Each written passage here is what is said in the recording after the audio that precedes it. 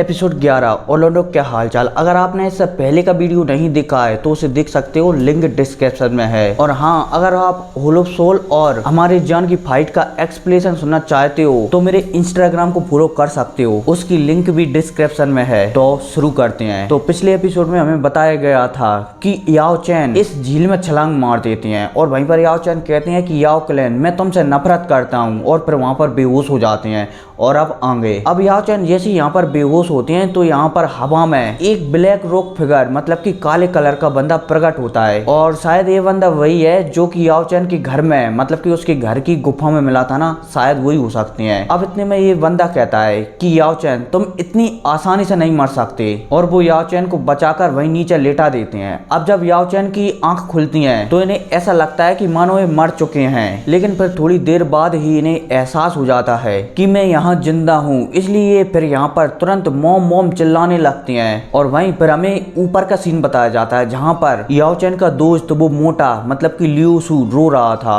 और वहीं लियू शू के फादर कह रहे होते हैं कि शायद याओ चैन तुम जिंदा रहो। अब इसी के साथ यहाँ से अभी सीन शिफ्ट होता है और हमें दोबारा से याओ चैन की मोम डरी हुई बताई जाती है, मतलब कि बेहोश की हालत में बताई जाती है, जहाँ पर याओ चैन की मोम बेहोश पड़ी हुई थी, लेकिन उनके पास एक लॉयन बीस्ट खड़ा हुआ था जिसके शरीर पर आग जल रही थी। हालांकि इसके आसपास भी बहुत सारे बीस्ट खड़े हुए थे जिन्हें कि आप बंदर मान सकते हो, मतलब कि कुछ भी मान सकते हो। कुछ बीस्ट खड़े हुए थे और ये बीस्ट आपस में बात कर रहे होते, मतलब कि ये लॉयन बीस्ट से कह रहे थे कि हमें हिस्सा दो वरना हम तुम्हें इस बॉडी को अकेले नहीं खाने देंगे। और वहीं याओ चैन की मोम पड़ी हुई थी जो कि बेहोश हालत में थी, और उसके शरीर से शायद किसी मेडिसिन की खुशबू आ रही थी, इसलिए सारे बीस्ट याओ चैन की मोम की ओर आकर्षित हो रहे थे। लेकिन अब हमें इतने में इस लॉयन बीस्ट को बताया जाता है जिसके शरीर में कोई शायद पॉइजन था, मतलब कि इसे आप चोटिल मान सकते हो कि ये चोटिल था। अब यहाँ पर ये बीस्ट ऐसी बातें कर ही रहे होते हैं और इनकी बात याओ चैन पास में खड़े हुए सुन रहे होते हैं। अब याओ चैन इनकी बात सुनते हैं, लेकिन तभी इन बीस्टों में आपस में फाइट होने लगती है। वो लॉयन बीस्ट चलता है तो सबको मार पीटता है और यहाँ पर से मार पीट कर भगा देता है। अब इतने में ये लॉयन बीस्ट चलता है तो याओ चैन की माँ को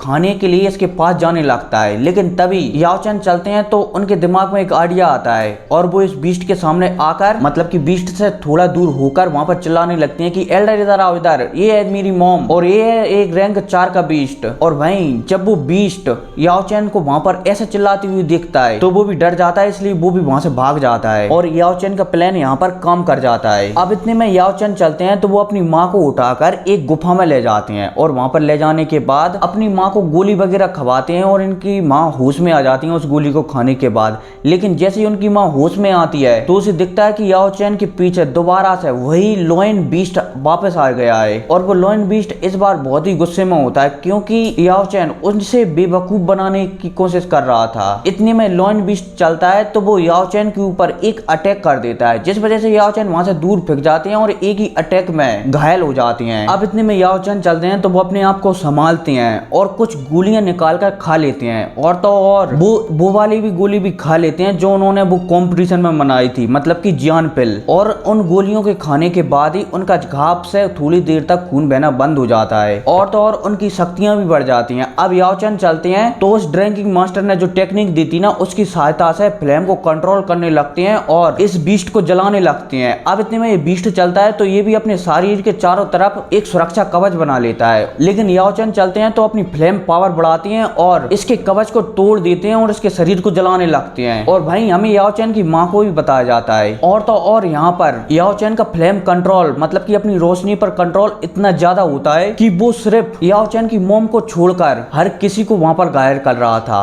अब इतने में याओ चैन चलते हैं तो वो अपनी फ्लेम से एक पावर का आर्म बनाते हैं, मतलब कि मुक्का बनाते हैं और इस लॉयन बीस्ट में जड़ देते हैं, जिस वजह से ये लॉयन बीस्ट चलता है तो यहाँ पर मर जाता है। लेकिन याओ चैन चलते हैं तो इस लॉयन बीस्ट का ब्लड निकाल लेते हैं और तो और इसका पत्थर भी निकाल लेते हैं। अब इतने में याओ चैन इस लॉयन बीस्ट से जो ब्लड निकला था ना, उस ब्लड से अपनी मोम का इलाज करने लगते हैं। लेकिन अब यहाँ पर याओ चैन की पावर लेवल बहुत ही कम हो जाता है क्योंकि जो इन्होंने अभी हाल कुछ समय गोलियां खाई थी ना, उसका असर कम होना शुरू हो जाता है। और तो और जब इन्होंने उस लॉयन बीस्ट पर जो मुक्का दिया था ना, उस मुक्के की वजह से इस गुफा के बाहर मतलब कि इस गुफा का मुंह बंद हो गया था। और वहीं याओ चैन ये भी सोच रहे थे कि अगर मोम की इंजरी को जल्द से जल्द ठीक नहीं किया गया, मतलब कि मेरी मोम का जल्द से जल्द इलाज नहीं किया गया, तो शायद ये जिंदा भी नहीं बचेंगी। अब यहाँ पर याओ चैन कुछ करने की तो सोचते पहुंचते हैं, लेकिन अब ये भी बहुत ज्यादा जख्मी थे और इनकी सारी टेक्निक मतलब की सारी गोलियों का भी असर खत्म हो गया था, इसलिए बेहोशी होने वाले थे। लेकिन तभी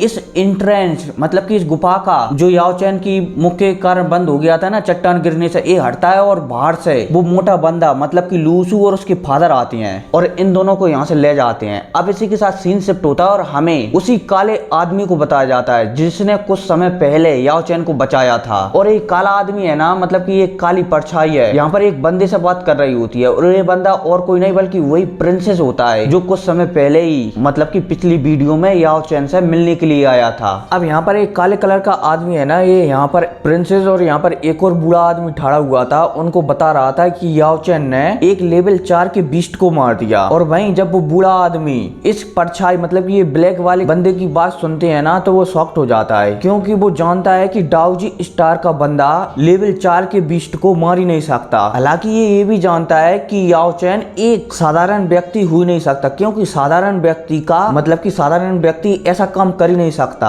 हालांकि यहाँ पर ये भी कहता है कि शायद ये बंदा आगे चलकर बहुत ज्यादा विकसित करेगा, मतलब कि हो सकता है कि ये बंदा मतलब कि हमारे याओ चैन ये बंदा एक पूरी की पूरी क्लैन को भी बना सकता है। हालांकि इस प्रिंसेस और इस बूढ़े आदमी का अंदाजा एकदम सही था। आपने बेटर थ्रू द हेवंस में सुना होगा कि हमारे मास्टर ने एक क्लैन को बनाया है जिसका नाम है स्टार पवेलियन। खैर उसके बारे में तो आप मेरे बेटर थ्रू द हेवंस की वीडियो में देख सकते हो। खैर इनके बीच यहाँ पर ऐसी बातें चली रही थी, लेकिन अब इतने में प्रिंसेस कहता है कि तुम याओ चैन पर नजर रखना। अब इसी के साथ सीन शिफ्ट होता है और कई दिन गुजर जाती हैं और फिर फाइनली हमें लू शू को बताया जाता है जो कि बाहर आकर चिल्ला रहा था, मतलब कि याओ चैन के घर के बाहर आकर चिल्ला रहा था याओ चैन याओ चैन। और वहीं लूसू की आवाज के कारण याओ चैन की मॉम बाहर आ जाती हैं और लूसू से कहने लगती हैं कि लूसू खाना तो खत्म हो गया। और वहीं लूसू जब याओ चैन की मॉम की ऐसी बातें सुनता है तो वो वहां पर उदास हो जाता है, लेकिन याओ चैन अंदर से बाहर आते हैं जिन्होंने आज नए कपड़े पहने हुए थे, उनकी माँ ने उनके लिए नए कपड़े बनाए हुए थे। अब इतने में यहाँ पर हमें याओ चैन को बताया जाता है जो कि बहुत ही हैंडसम लग रहे होते हैं। अब इसके बाद लूसू और याओ चैन यहाँ से चले जाते हैं और उनकी माँ उन्हें जाते हुए देखती है। अब इसी के साथ सीन शिफ्ट होता है और हमें कुछ दिनों बाद का सीन बताया जाता है जहाँ पर याओ चैन जंगल में भाग रहे होते हैं और उनके पीछे कई लोग लगे हुए होते हैं। अब याओ चैन यहाँ पर भाग ही रहे होते हैं, तभी ये चलते हैं तो एक लड़की से टकरा जाते हैं और ये जो लड़की है ना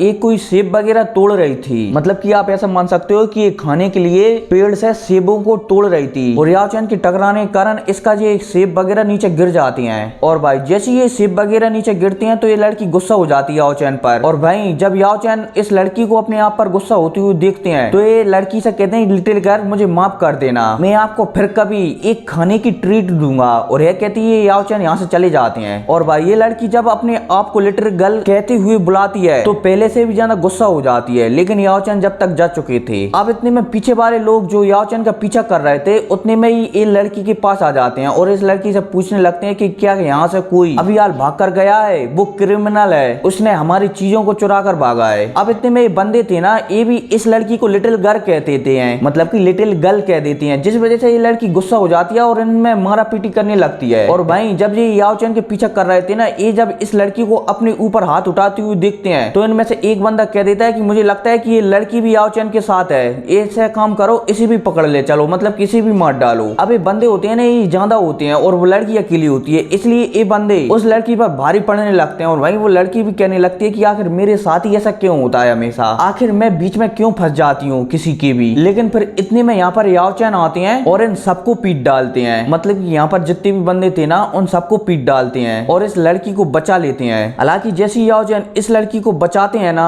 तो इस लड़की में थोड़ा सा धक्का दे देती है, जिस वजह से ये लड़की नीचे जानकर पड़ती है और याओ चैन पर और भी ज्यादा गुस्सा हो जाती है। ये लड़की है ना एक लोमड़ी है, मतलब कि फॉक्स मान सकते हो, फॉक्स है, फॉक्स डीमन। और याओ चैन ने इसे फेंका क्यों, क्योंकि अब जैसे याओ चैन यहाँ पर इस लड़की को फॉक्स डीमन में बदलते हुए देखते हैं तो इसे दूर फेंक देते हैं, जिस वजह से वो लड़की गुस्सा हो जाती है कि अभी हाल तुमने मुझे बचाया और अब तुम मुझे ऐसे फेंक रहे हो। लेकिन वहीं याओ चैन चलते हैं तो वो इन सबको मार पीट कर इन्हें भगा देते हैं यहाँ से। अब इतने में याओ चैन इस लड़की के पास आते हैं, मतलब कि ये लड़की है ना ये लोमड़ी बन चुकी है, इसलिए याओ चैन इस लोमड़ी के पास आते हैं और इसे लेकर टनल के रास्ते से यहाँ से चले जाते हैं। अब याओ चैन भी यहाँ पर थोड़ा बहुत चोटिल हो गए थे, इसलिए ये आगे चलते चलते बेहोश हो जाते हैं। अब जब वो लोमड़ी याओ चैन चैन को बेहोश होते हुए देखती है तो वो दोबारा से इंसान का रूप ले लेती है, मतलब कि लड़की का रूप ले लेती है और याओ चैन को यहाँ पर देखने लगती है और वहां पर सोचने लगती है कि अब आखिर मैं करूं तो क्या करूं। अब इतने में हमें याओ चैन को बताया जाता है जो कि अपने सपनों के अंदर थे। वो वहां पर सपनों में देख रहे थे कि उनका दुश्मन है ना याओ फैन, उन्होंने दोबारा से याओ चैन को फंसा दिया। याओ चैन पर उन्होंने दोबारा से चोरी का इंजाम लगा दिया कि याओ चैन ने क्लेन की कुछ कीमती गोलियों को चुरा लिया है। अब इतने में याओ चैन अपने सपनों के अंदर ही थे, तभी ये हाथ लाते हैं और जैसे ये हाथ लाते हैं तो ये लड़की थी ना जो याओ चैन को करीब से देख रही थी, तो याओ चैन के हाथ कुछ गलत पॉइंट पर लग जाती हैं, जिस वजह से ये लड़की शर्माने लगती है। और हाँ, अब आपको अगली वीडियो में सुनने को मिलेगा कि आखिर याओ चैन अपने क्लैन से बाहर क्यों आ गए और आखिर वो बंदे याओ चैन का पीछा क्यों कर रहे थे। और एक और बात, याओ चैन की माँ को बंदी क्यों बना लिया गया याओ क्लैन की ओर से, वो अब आपको आगे सुनने को मिलेगा। खैर कोई नहीं, मिलते हैं अगली वीडियो में, तब तक के लिए टेक केयर एंड